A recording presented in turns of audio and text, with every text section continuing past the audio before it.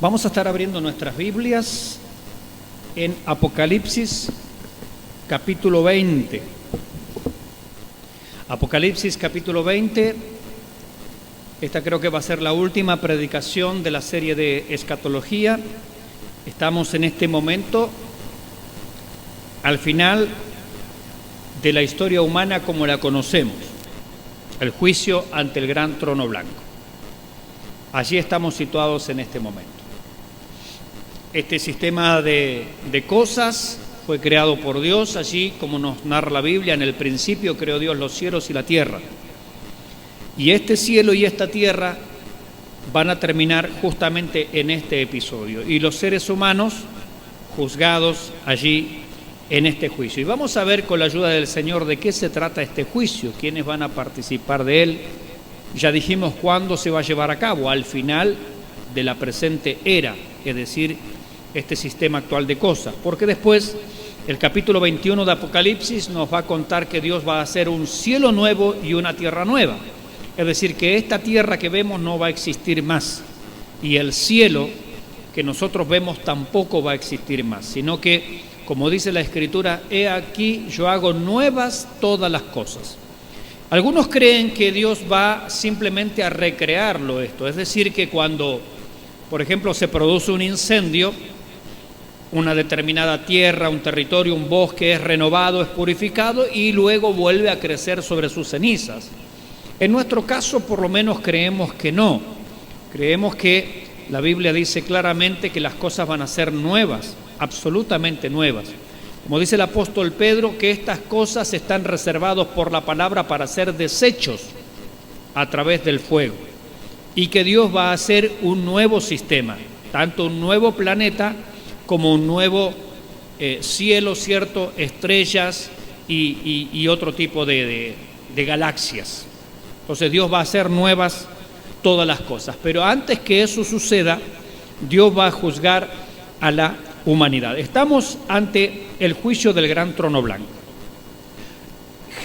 Apocalipsis, capítulo número 20, versículo 11 dice: y vi un gran trono blanco y al que estaba sentado en él, delante del cual huyeron la tierra y el cielo, y ningún lugar se encontró para ellos.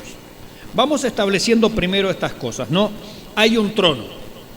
En primer lugar nos dice el texto que hay un trono. Ahora, este trono no hay que confundirlo con algo que nosotros ya predicamos, que es el tribunal de Cristo, donde allí técnicamente la palabra es bimá, es la palabra griega que se utiliza, y dijimos en predicaciones anteriores que eso se refiere a una plataforma, a un podio, en donde se ponían, ¿cierto?, aquellos que habían corrido, aquellos que habían luchado, ¿cierto?, en los Juegos Olímpicos, por así decirlo, y se les daban las recompensas.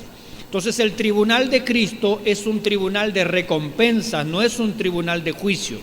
Si alguno quiere repasar esos conceptos, bueno, visite el canal 316 de nuestra iglesia allí en YouTube y tiene justamente la predicación para recordar eso. No voy a recordar todo yo eso. Simplemente digo que no hay que confundirlo. Cuando la iglesia sea quitada de este mundo, que es lo que estamos esperando que suceda, la iglesia se va a encontrar y se va a enfrentar ante el tribunal de Cristo, pero allí no es el pecado lo que se va a juzgar, ya lo dijimos, sino que se va a juzgar las obras del creyente para ver qué recompensa se le da a los cristianos por el servicio prestado. Entonces es un podio, no es un tribunal de juicio. ¿Por qué? También ya lo dijimos, pero lo vamos a volver a reiterar. Porque nuestro juicio ya cayó sobre Cristo en la cruz del Calvario, como está escrito. Ahora pues, ninguna condenación hay para los que están en Cristo. Amén. Y eso tiene que ser suficientemente claro para nosotros. Entonces, los creyentes todos vamos a participar del tribunal de Cristo, pero eso es luego del rapto de la iglesia. Aquí estamos hablando del juicio del gran trono blanco que va a suceder incluso después del reino milenial. Entonces, para esto falta mucho, faltan por lo menos 1007 años. ¿Por qué 1007? Porque el reino milenial son 1000, los años de la tribulación son 7 y nosotros estamos antes. Entonces, por lo menos, faltan 1007 años para que ocurra esto. Entonces, no tiene que ver con nosotros los creyentes. Este tribunal, entonces, no es para creyentes. Este tribunal del gran trono blanco al final de los tiempos, antes de que Dios haga cielos nuevos y tierra nueva, es para aquellos que nunca jamás se han arrepentido de sus pecados, nunca jamás recibieron a Cristo como Señor y Salvador, nunca jamás tuvieron la experiencia del nuevo nacimiento. ¿Se entendió? Usted me está mirando allí como diciendo, ¿de qué está hablando el pastor? Estoy hablando de cosas que se supone que nosotros las conocemos. Entonces, el tribunal del juicio del gran trono blanco es para las personas que nunca se han arrepentido. Desde Caín para acá, los que nunca han creído en el Señor, los que nunca se arrepintieron, esos van a participar de este juicio. Entonces, la iglesia, los creyentes no van a participar.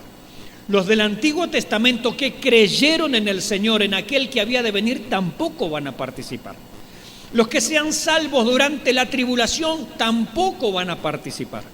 Y los que sean salvos durante el reino milenial tampoco van a participar. ¿Quiénes entonces? Lo venimos diciendo.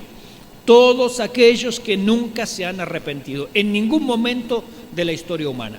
Ellos van a comparecer de este juicio. Ahora dice, vi un gran trono blanco. Este trono sí es de juicio. El tribunal de Cristo no, es un podio. Este trono sí es de juicio. ¿Y por qué es blanco? Porque esto nos habla simbólicamente de la santidad de Dios. Es decir, que ante la santidad del Señor no hay ningún pecado que sea oculto. Dice la Escritura que no hay nada oculto que no sea manifiesto, ni nada escondido que no haya de saberse. Entonces un día serán desnudados, dice la palabra, delante del Señor los pensamientos de los hombres y las intenciones de su corazón.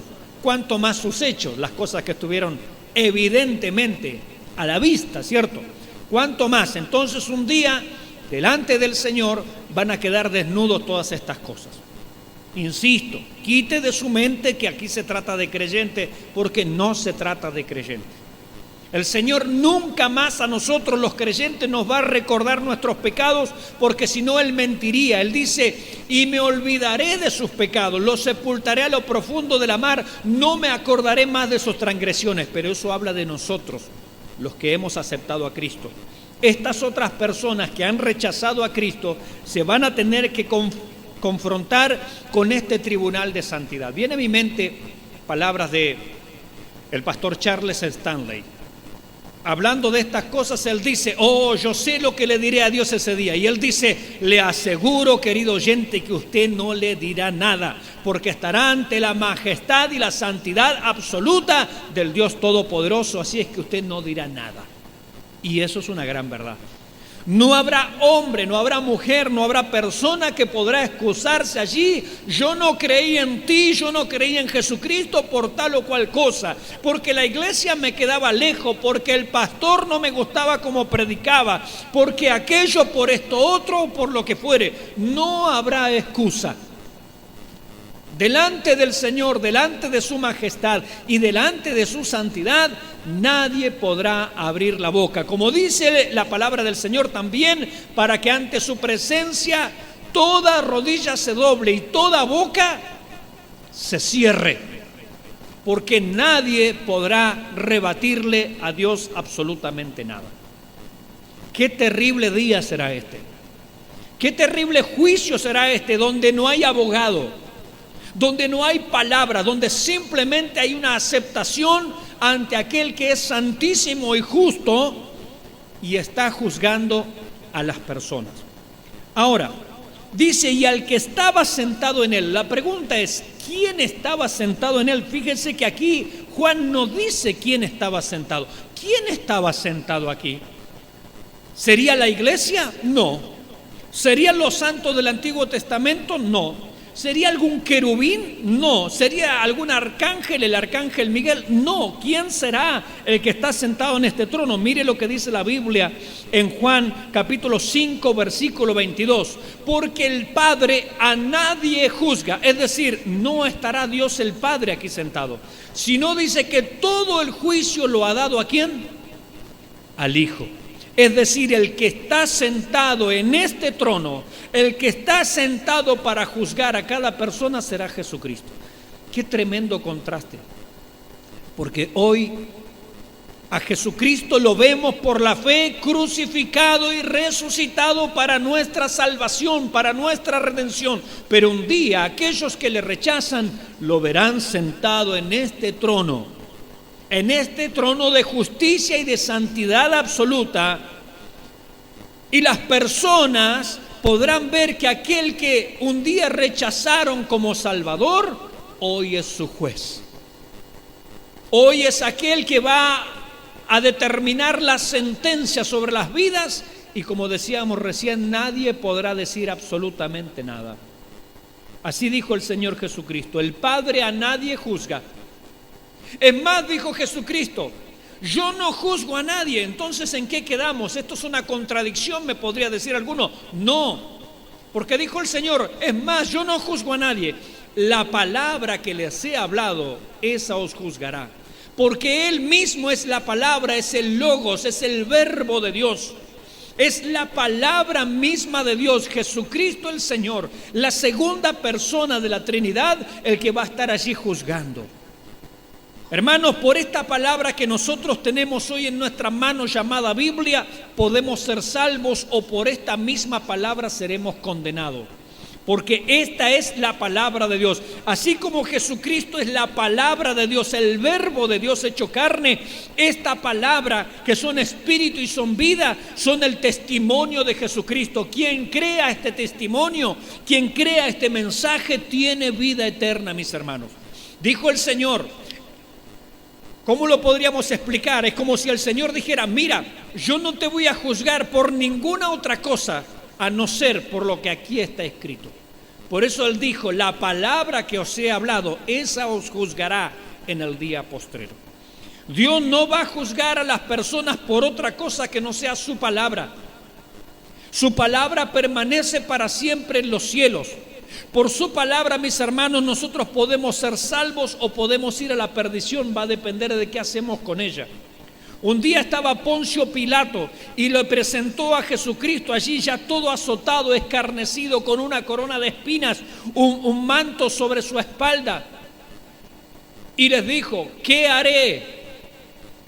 ¿Qué haremos con Jesucristo? Y la gente tenía que decidir. Hoy en día ese mensaje sigue retumbando y sigue retiñendo en cada oído. ¿Qué haremos con Jesucristo? Porque de eso depende nuestro destino eterno. Quien tiene al Hijo tiene la vida. Quien no tiene al Hijo no verá la vida, sino que la ira de Dios está sobre él. Qué tremendo mensaje. Con razón la palabra de Dios es comparada a una espada de doble filo. Una espada que puede traer bendición, o la misma espada puede traer maldición. La palabra de Dios causa este doble efecto. Como dijo un predicador de antaño, o este libro te aparta del pecado, o el pecado te aparta de este libro. Pero este libro y el pecado nunca andarán juntos en tu vida. Gloria al Señor. Este es el libro eterno, mis hermanos, como dice un viejo poema, libro eterno, libro santo, libro de gloria inmortal. Bendito sea el nombre del Señor. Vemos allí este trono blanco, este trono de santidad, este trono de justicia, y vemos que el que está sentado allí no es otro, sino aquel que fue crucificado por nosotros. Qué tremendo, hermano, contraste. Aquel que un día será el juez de esta humanidad es el mismo que vino, se encarnó, tomó forma de siervo, mis hermanos, se humilló hasta lo sumo y sufrió la muerte de cruz, para que ese que ahora en el juicio del trono blanco esté allí parado diciendo, y yo te rechacé, tienes razón. Qué tremendo día, qué horrible día, qué día más espantoso y qué momento más lúgubre. Qué momento de mayor funeral y de tristeza y de vergüenza también, de haber rechazado a aquel que nos amó, de haber rechazado a aquel que dio su vida en rescate por muchos, de haber rechazado a aquel que tantas veces a través de sus siervos, los profetas, los apóstoles, hombres y mujeres de Dios en cualquier parte del mundo están llamando al evangelio y diciendo a las gentes: venid a mí todos los trabajados y cargados, que yo os haré descansar. Qué tremendo, mis hermanos. ¿Se imagina cómo estará esa conciencia en ese momento? ¿Qué podrá decir? Yo no tuve oportunidad, Señor. De mí no te acordaste. A mí no me tuviste en cuenta. A mí no me amaste, Señor. ¿Quién le podrá decir algo al Señor? ¿Quién podrá decirle: tú no hiciste nada por mí? ¿Quién podrá decirle: a mí me rechazaste, mis padres me rechazaron, mis hermanos me rechazaron, tú también me rechazaste? Nadie le podrá decir eso al Señor. Porque de tal manera amó Dios a este mundo, que ha dado a su Hijo unigénito, para que todo aquel que en Él crea no se pierda, mas tenga vida eterna. Gloria al Señor. ¿Podrá alguien decirle algo al Señor en este momento? Absolutamente nadie, ¿verdad? Nada. Y dice la palabra del Señor: de delante del cual huyeron la tierra y el cielo, y ningún lugar se encontró para ellos. ¿Se da cuenta lo que está diciendo aquí la palabra del Señor? Insisto, algunos hermanos y algunos buenos predicadores piensan que bueno, Dios va a hacer esto nuevo, simplemente lo quema, lo purifica y renace todo de sus cenizas. Nosotros particularmente creemos, como dice la Escritura, que se refiere a algo nuevo, totalmente nuevo, no algo recreado, no algo rehecho. Creemos que Dios tiene el poder como lo tenía en el principio, cuando Dios dijo: sea la luz, y fue la luz. Cuando Él creó los cielos y las estrellas, que son obra de sus manos, como dice el salmista: la luna y las estrellas que tú formaste. Digo y pienso, ¿qué es el hombre para que lo visites? Y el Hijo del Hombre para que lo tengas en estima. Gloria al Señor. Así como un día Dios creó todas las cosas de la nada, con la palabra de su poder, así creemos nosotros. Creemos que un día, luego de este juicio, Dios va a hacer nuevas absolutamente todas las cosas. Un cielo nuevo, una tierra nueva, distinto de este que estamos habitando. Y dice aquí la Escritura claramente: y ningún lugar se halló más para ellos. Insisto, como dije al principio de este mensaje, Pedro nos dice, ¿no?, que esta tierra y este cielo están reservados por la palabra de Dios para ser desechos, y las cosas se fundirán. Dice: ¿cómo no debemos nosotros de vivir piadosamente en este tiempo? ¿Cómo nosotros podríamos tomarnos a la ligera esta salvación tan grande? ¿Cómo nosotros podríamos coquetear con el pecado, mis hermanos, sabiendo que todas estas cosas serán desechas? Que, como cantábamos hoy, somos peregrinos en esta tierra, que buscamos una ciudad celestial cuyo constructor y arquitecto es Dios. Esperamos cielos nuevos y tierra nueva. Gloria al Señor. Este camino maravilloso, mis hermanos, en el cual estamos, es un camino para tomarlo en serio, porque, como lo hemos dicho muchas otras veces, Dios no está jugando a la salvación. Dios no juega a los elegidos. Dios no toca el timbre de un corazón y sale corriendo a esconderse y nos dice: no era una llamada eficaz. No, Dios no está jugando a esas cosas. Dios está llamando en serio a los corazones, los está llamando verdaderamente. Y si una persona en toda su vida hubiera recibido una sola llamada de Dios, ni siquiera dos, una sola, esa llamada tenía por propósito salvarle. Esa llamada tenía por propósito libertarle, darle nueva vida, hacerle una nueva criatura. Como dice la palabra del Señor: las cosas viejas pasaron, y aquí todas son hechas nuevas. Gloria al Señor. Dios no juega la salvación. Dios no nos está diciendo esto: bueno, no se la tomen tan a pecho, tan en serio. No, sí, hay que tomárselo muy a pecho y muy en serio. Porque Dios es fuego consumidor. Porque nuestro Dios es santo y nos ama, y dice la palabra del Señor que Él es celoso. ¿O provocaremos a celos al Señor? Somos más fuertes que Él. Y eso se refiere a aquellos que por ahí no se deciden del todo a servir a Cristo. Bendito sea el nombre del Señor. Qué riesgo, ¿no? Versículo 12, de aquí de esta palabra. Y vi a los muertos grandes y pequeños. Esto lo hablábamos hace unos días atrás en una de las reflexiones que hicimos allí en nuestro canal de YouTube. También lo mencionamos aquí en alguna predicación, que cuando la Biblia habla de grandes y pequeños no está hablando de niños. No está hablando de niños. Está hablando de gente común y corriente y gente famosa, podríamos decirle. Está hablando de pobres y está hablando de ricos. Ese es el contraste. Está hablando de esclavos y está hablando de siervos. Es decir, cualquier clase, cualquier punta de la sociedad. No está hablando aquí de niños. Como en la marca de la bestia, en el capítulo 13 de Apocalipsis, tampoco está hablando de niños cuando dice pequeños y grandes. Está hablando de don nadies y famosos, gente común y corriente y gente archiadinerada, poderosos de esta tierra. De eso está hablando, no está hablando de niños. ¿Por qué digo esto? Porque, insisto, hay personas que enseñan equivocadamente que la marca de la bestia será también para niños, y también pueden llegar a enseñar en este pasaje que aquí van a comparecer niños. No es verdad, porque la Escritura dice: dejad a los niños venir a mí y no se lo impidáis. ¿Por qué? Porque de los tales es el reino de los cielos. Gloria al nombre del Señor. Aquí no está hablando de niños.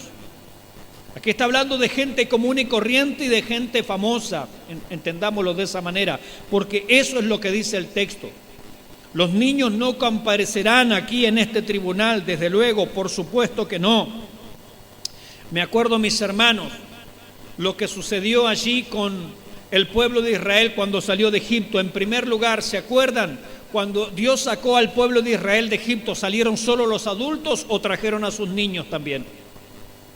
Trajeron a sus niños también. Segundo, cuando Dios trajo un castigo, un juicio sobre aquella generación y les dijo: no entraréis a la tierra prometida, ¿cuál fue la línea que Dios puso? 20 años. En aquel momento, claro, los 20 años de allá no son los 20 años de ahora, desde luego, ¿no? Hoy una persona de 20 años casi es abuelo. En aquella época no, por supuesto. Pero en aquella época los 20 años todavía era una etapa de mucha inocencia. Y Dios dijo: de 20 años para arriba no entran, porque ya son responsables, son adultos y no han creído. Dios los condenó a morir en el desierto por su incredulidad, y esto lo dice la Biblia claramente en la primera carta a los Corintios. ¿Por qué no entraron? Por su incredulidad. ¿Excepto quiénes?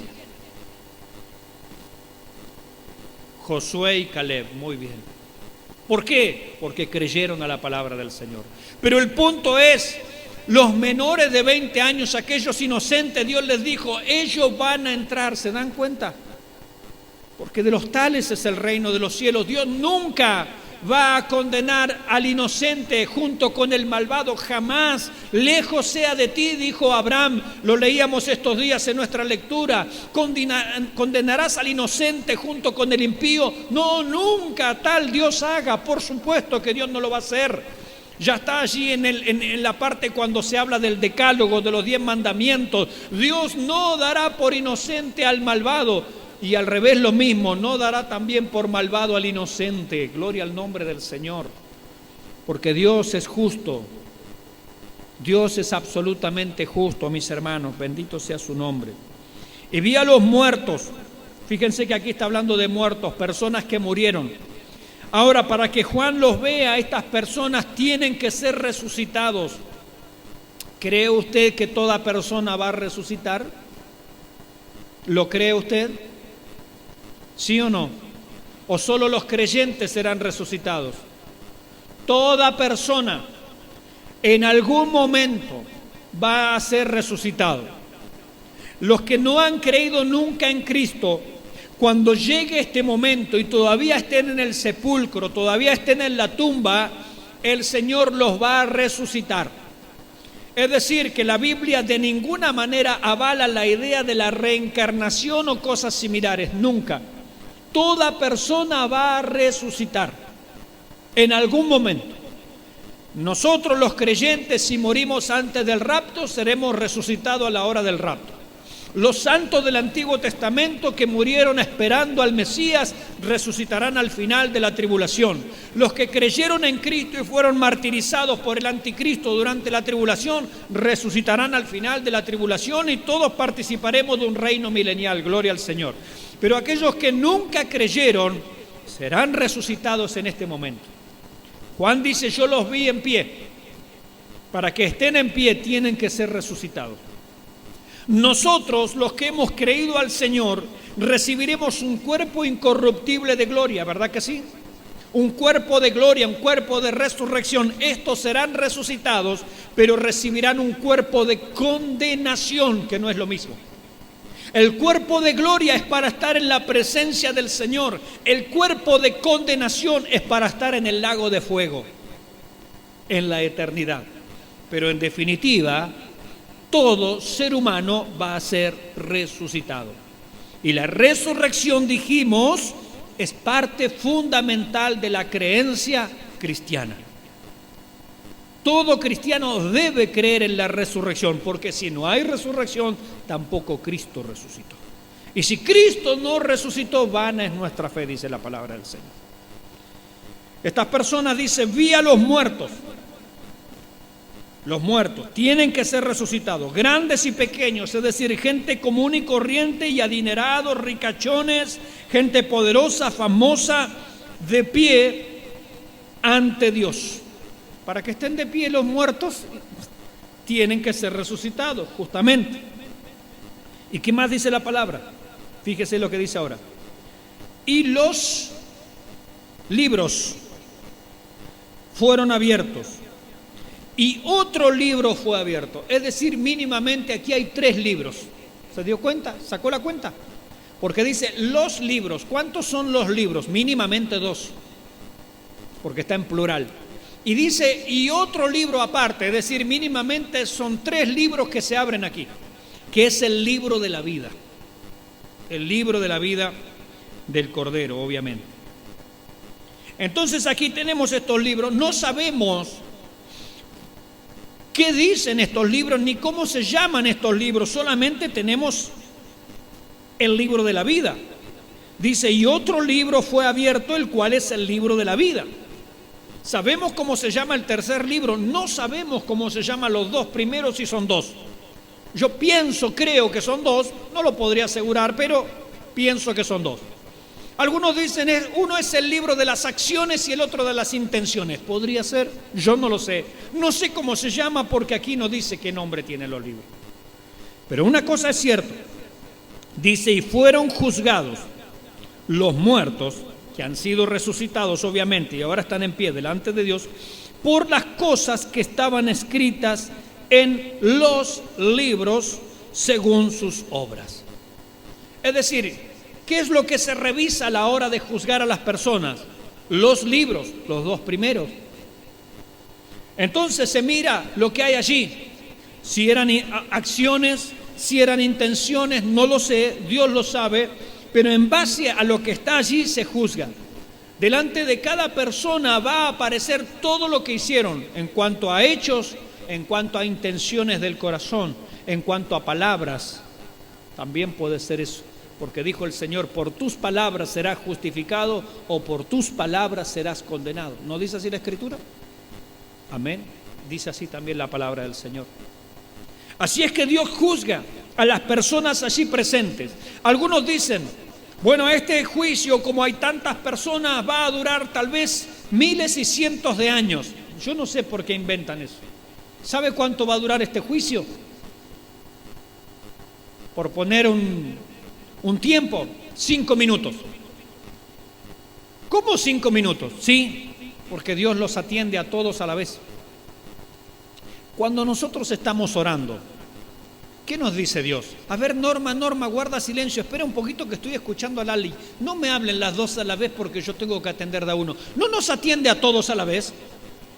Y no sabe Él lo que estamos diciendo y lo que estamos pensando todos a la vez. Y los que estamos aquí, y los que están en otro templo, y los que están en otro país, y los que están en cualquier parte del mundo, ¿no nos escucha a todos a la vez? ¿O tenemos que hacer fila y le hablamos de a uno? Dios nos atiende a todos a la vez. Él es omnisciente, Él es omnipresente, Él es omnipotente, nos atiende a todos a la vez. Así es que a todos a la vez Él los atiende en ese momento. Yo digo 5 minutos figurativamente, para que usted me entienda, que no necesita Dios hacer un juicio de miles de millones de años porque la fila es tan larga que, pobre Dios, ¿cuándo va a terminar con la fila interminable, no?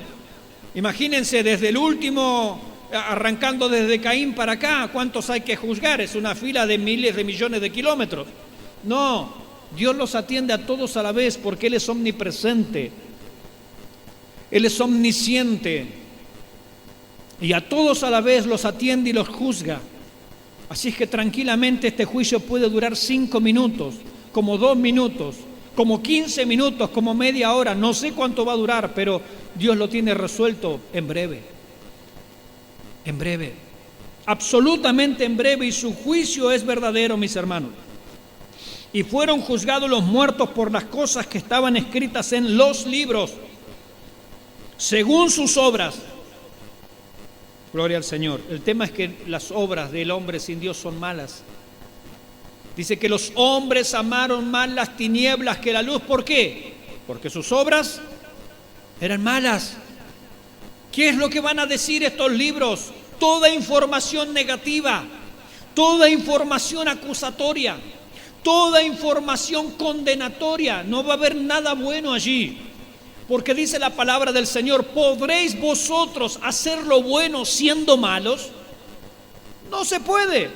La Biblia también nos dice: vuestras justicias son como trapos de inmundicia delante del Señor. ¿Qué pueden decir de bueno esos libros?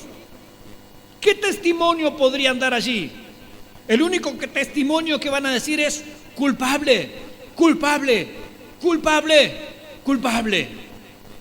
No va a resonar otra palabra allí, mis hermanos. Y no va a haber nadie que pueda abrir la boca, porque todo el mundo sabrá que eso es así. Culpable, absolutamente culpable. El versículo 13 dice: y el mar entregó los muertos que había en él. Algunos se preguntan: pero ¿cómo va a ser esto, pastor? Aún de los creyentes, no sé, se murieron en el mar, se lo comió un tiburón, se lo comieron los peces. ¿Qué va a ser? A la vez ese pez fue comido por otro pez. ¿Cómo va a ser el Señor a la hora, por ejemplo, del rapto? Hermanos, el Señor no necesita nada de eso. Hablando del creyente, cuando uno muere, nuestro espíritu y nuestra alma va a la presencia del Señor. Dice Pablo: estoy ausente del cuerpo, pero presente para con el Señor. Cuando uno muere, cuando el creyente muere, no estoy hablando de los que no conocen a Dios, estoy hablando del creyente. Su espíritu, su alma va a la presencia del Señor, y a la hora del rapto Él va a crear un cuerpo nuevo. No necesita andar buscando la ceniza. A ver, ¿dónde estará la ceniza? No sé, de Martín Lutero. Se me mezclaron con las de Calvino porque, no sé, se juntaron ahí los polvos esos, y vaya a saber. Y los de John Wycliffe, que 30 años después de muertos desenterraron sus huesos, los quemaron, los calcinaron y después los tiraron al río. Ahora, ¿dónde están el talco de los huesos de Wycliffe? Y aquellos que murieron quemados en la hoguera, como William Tyndale y tantos otros creyentes a través de la historia, ¿dónde están? Dios no necesita nada de eso. Entre paréntesis, nosotros no nos oponemos a la cremación, porque cuando una persona se muere, ¿qué va a pasar con ese cuerpo? ¿Qué se va a hacer en definitiva con el paso del tiempo? Polvo, pues polvo eres y al polvo volverás, se va a hacer polvo. ¿Y qué es la cremación? Es hacerlo polvo más rápido, ¿o no? Así que si usted el día de mañana le toca partir y quieren que lo cremen, usted no se va a enterar. Traten de cremar, sí, luego de muerto, ¿cierto? Es lo único que les pido como pastor. Claro, asegúrense de que el cuerpo ya está frío, ¿no? Si está tibio todavía no, por la duda. Pero fuera de broma, hay creyentes que se oponen a la cremación. ¿Pero qué es la cremación? Es hacer ceniza a un finado. Y si no lo cremamos, ¿qué va a pasar con él? Pues se va a hacer ceniza igual. Va a tardar más tiempo nada más. O sea que si usted quiere que cremar al tío Pancho, pues crémenlo. Y si no lo quieren cremar, no lo cremen. De todos modos se va a hacer ceniza. De todos modos se va a hacer talco y polvo. De todos modos. ¿O no? ¿Digo verdad? Amén, digo verdad. Entonces no entiendo por qué algunos creyentes se oponen a la cremación. Mientras esté frío el cadáver, no hay problema. Cierro el paréntesis. Entonces Dios no necesita nada de esas cosas. Dios hace un cuerpo nuevo para nosotros los creyentes incorruptibles de gloria. Mi alma y mi espíritu que estén en su presencia, Él los une a ese nuevo cuerpo y ya está. Tengo un cuerpo resucitado, un cuerpo de gloria. No necesita Dios andar escarbando a ver dónde están los restos mortales de Mauricio. No importa dónde esté. ¿Y para qué quiero eso? A ese cuerpo le faltaban muelas, le dolía la rodilla, le dolía la espalda. No me den ese cuerpo, por favor, que se lo coman los pejerreyes. No me den ese cuerpo, quiero un cuerpo nuevo, ¿sí o no? Amén. Un cuerpo nuevo, no queremos otra cosa.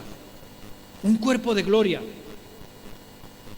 Dice, y el mar entregó los muertos que había en él. No importa, esto es una figura, ¿cierto? Quiere decir, las personas que hayan muerto, las circunstancias que murieron, van a volver a ser resucitados, van a volver a la vida, pero para recibir un cuerpo de condenación, no un cuerpo de gloria. Aquí son todos reos. Y el mar entregó los muertos que había en él, y la muerte y el Hades entregaron los muertos que había en ellos. Todos muertos. Aquí no habían vivos. Recuerden que cuando Dios dijo, yo soy el Dios de Abraham, de Isaac y de Jacob, ellos estaban vivos. Yo soy el Dios de ellos. Ellos no están muertos, ellos viven. ¿Entendió eso? Cuando el Señor le discutió a los saduceos, ¿cómo que los muertos no resucitan? ¿No habéis oído cuando Dios le dijo en la zarza a Moisés, yo soy el Dios de Abraham, el Dios de Isaac y el Dios de Jacob? Dios es Dios de vivos, no de muertos. ¿Por qué? Porque ellos estaban vivos en la presencia del Señor. Aquí son todos muertos. Aquí no hay vivos, ¿se da cuenta? No hay vivos. Aún el creyente cuando muere, dice Pablo, ya lo dije, ausente del cuerpo, pero presente, es decir, vivo delante del Señor. Aquí solo se trata de muertos, no de vivos, no de creyentes, no de gente que murió esperando en el Señor. Dice, y la muerte y el Hades entregaron los muertos que había en ellos, es decir, el sepulcro. Mire, antiguamente, antes de la crucifixión, el Hades era el lugar donde todos los muertos iban, habían creído en el Mesías o no, todos iban al mismo lugar, nada más que se entiende como una división, como dos compartimientos. A ver, es como que iban a la misma habitación, pero con una división al medio. De un lado los que no creyeron, del otro lado los que creyeron. Dice la Escritura que cuando Jesucristo fue resucitado, dice muchos santos fueron resucitados y muchos visitaron Jerusalén en aquellos días. ¿Lo leyó allí en Mateo? Capítulo 27, ¿lo leyó? ¿Sí o no? No lo ha leído, no lo busque ahora, lo busque en su casa. Lo busca en su casa. Mateo capítulo 27. Dice que cuando Cristo murió, dice que cuando Él resucitó, más bien en el momento de la resurrección, dice muchos de los santos que habían dormido, es decir, que habían muerto tiempo atrás, muchos de los santos del Antiguo Testamento, dice, salieron de los sepulcros y aún visitaron la ciudad de Jerusalén y muchos los vieron. Pablo en la carta a los Efesios dice que cuando Cristo resucitó, subiendo a lo alto, llevó cautivos a aquellos que estaban cautivos, aquellos que estaban esperando, que habían muerto esperando en el Señor se los llevó. O sea que solamente quedaron en el Hades los que no habían creído. ¿Se entiende lo que estoy diciendo? Cuando Cristo resucitó, se llevó a estos cautivos, se los llevó a la presencia del Señor, por lo cual subiendo a lo alto llevó cautiva la cautividad, dice, y dio dones a los hombres. Pero quedaron solamente en el Hades, quedaron solamente en esta prisión. No hay almas errantes, entendamos, nadie anda dando vueltas por allí. Demonios sí, pero almas humanas no. Dice la palabra del Señor allí, que el Hades, este lugar de los muertos, entregó también los que estaban en ellos, solo aquellos que no habían creído, esos que se quedaron. ¿Y qué dice? Y fueron juzgados cada uno según sus obras. Es que nadie se va a salvar de este juicio, de los que no han creído en el Señor. Van a ser juzgados. En algún momento van a tener que dar cuenta a Dios. En algún momento se van a tener que presentar, y este es el momento. Dice el versículo 14, y la muerte y el Hades fueron lanzados al lago de fuego. Esta es la muerte segunda. Aquí en este momento, esos lugares, esas prisiones para las almas, la muerte misma, porque en el cielo nuevo y en la tierra nueva, recuerde que no va a haber muerte, hay vida eterna. No va a haber muerte, no va a haber Hades, nadie va a ir a la sepultura, nadie va a ir a un lugar como eso. Dice que la muerte y el Hades fueron lanzados al lago de fuego. Esto lo entendemos como el infierno, el lago de fuego o infierno. En ese lugar que actualmente no vive nadie, porque la cultura popular pone a Satanás viviendo en el infierno. Satanás no vive en el infierno. Dice que tenemos luchas contra huestes espirituales de maldad en las regiones celestes. Es decir, Satanás no vive en el infierno, los demonios no viven en el infierno, nadie está allí.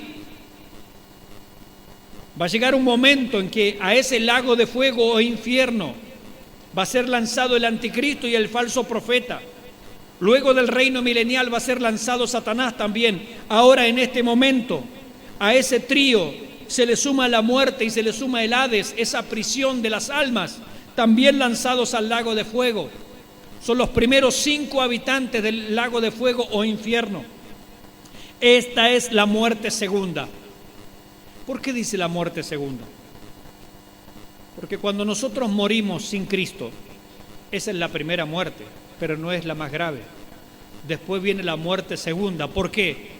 Porque la persona es resucitada, los muertos son resucitados, están en pie ante Cristo para ser juzgados, y allí son, luego de ser juzgados, arrojados al lago de fuego o infierno. Y eso es la muerte segunda, la separación eterna y definitiva de Dios.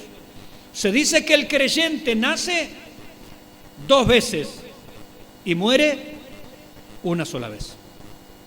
Pero los no creyentes nacen una sola vez, pero mueren 2 veces.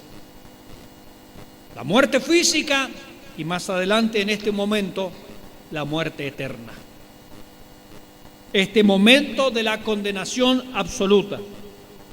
Esta es la muerte segunda, dice aquí. Versículo 15 de Apocalipsis capítulo 20. Y el que no se halló inscrito en el libro de la vida. O sea que en primer lugar fueron juzgados por las cosas que estaban escritas en los 2 primeros libros, y eran 2. Luego esos hechos, esas acciones se comparan con el libro de la vida. ¿Por qué? No lo sabemos a ciencia cierta, pero pudiera ser que toda persona, todos sus hechos son malos. Nosotros, ¿cómo eran nuestros hechos? Dice la Biblia que nosotros éramos hijos de ira lo mismo que los demás, es decir, que todos estábamos en condenación, ¿sí o no? O alguno nació de acá siendo salvo. Todos nacemos condenados, pecadores, por cuanto todos pecaron y están destituidos de la gloria de Dios. Pero ¿cuál es la diferencia? Que nuestros nombres están escritos en el libro de la vida del Cordero. Por lo tanto, nosotros no pasamos por aquí. ¿Por qué? Porque nuestro nombre está inscrito en el libro de la vida del Cordero.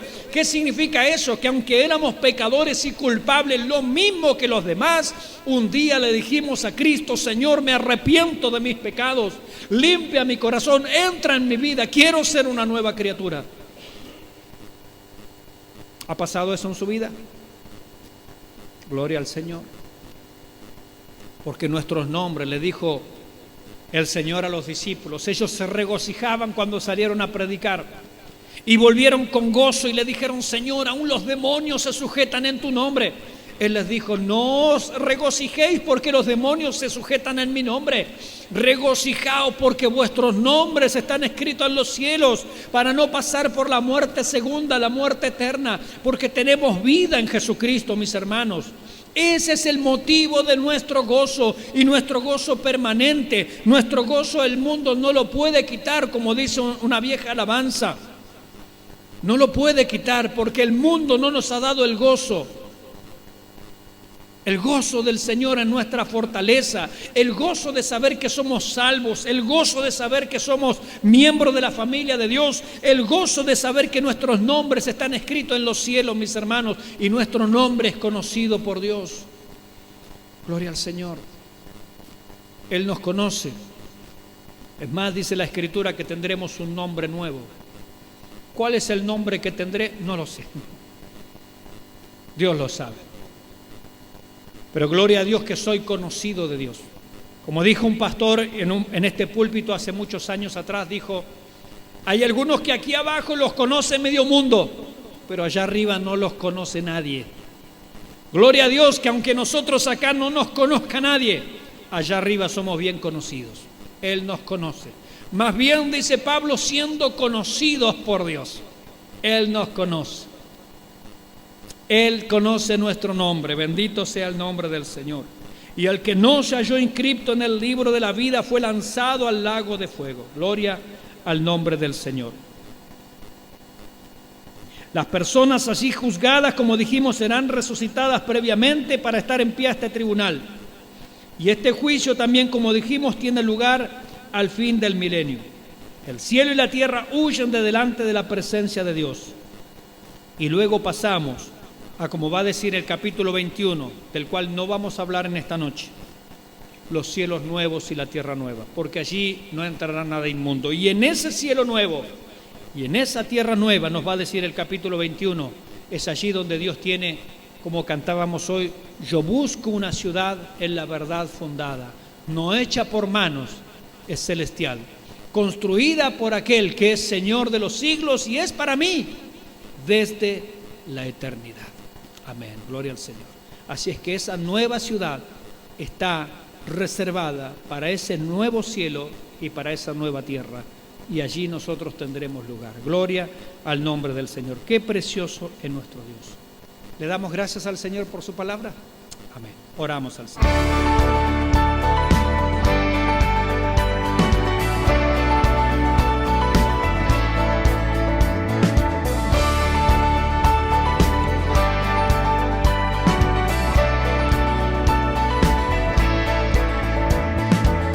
Si nuestro canal ha sido de bendición para tu vida y sentís el anhelo de poder colaborar, te dejaremos estas cuentas para que puedas ayudarnos a seguir creciendo.